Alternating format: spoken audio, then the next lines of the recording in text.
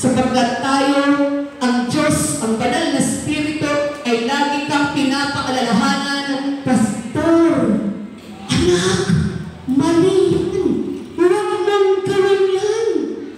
Iba talaga kapag may Jesus sa pagkatao. Ang function ng Holy Spirit, palalahanan ka. Pag hindi ka sumunod, may palo ka. At sana yung palo na yan, malampasan mo. Minsan huwag mong sisihin si Lord. Lord, naging tapat ako sa'yo, pero bakit ganun? Nagkasakit pa ako.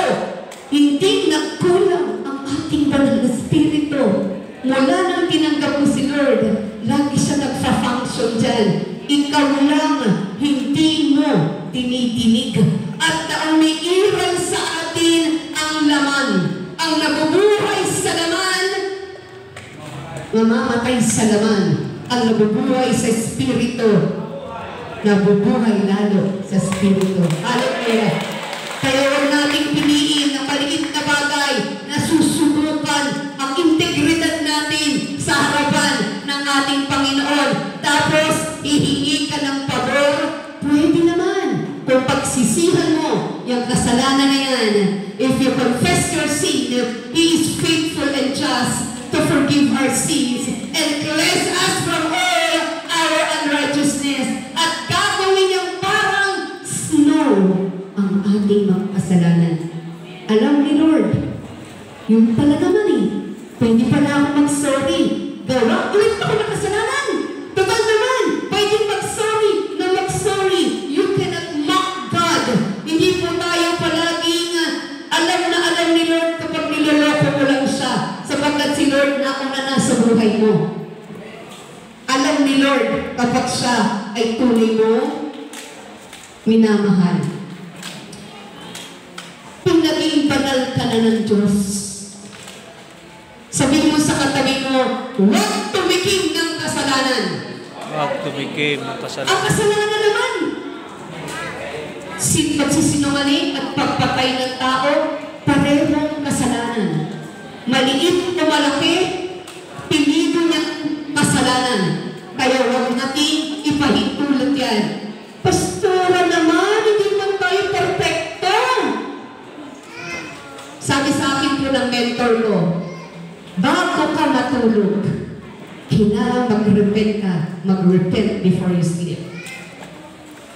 Repent before you sleep. Hindi mo alam kano mangyayari bukas. Kung buhay ka pa. Si Pastor Marlon nga, sudden death.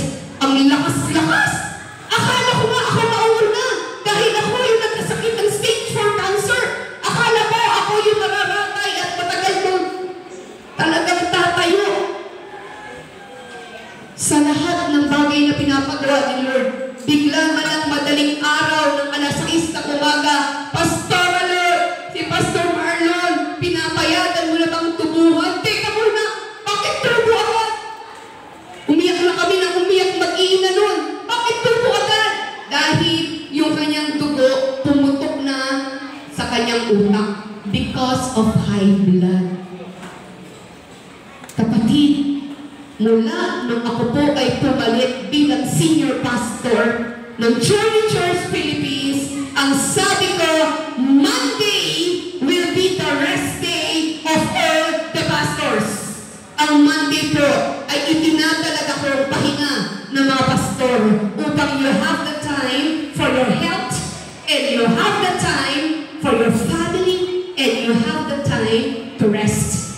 Ang Lord nga, nagpahinga Kung mahal mo ang pamilya mo, kung mahal mo una sa lahat ang Diyos, kung mahal mo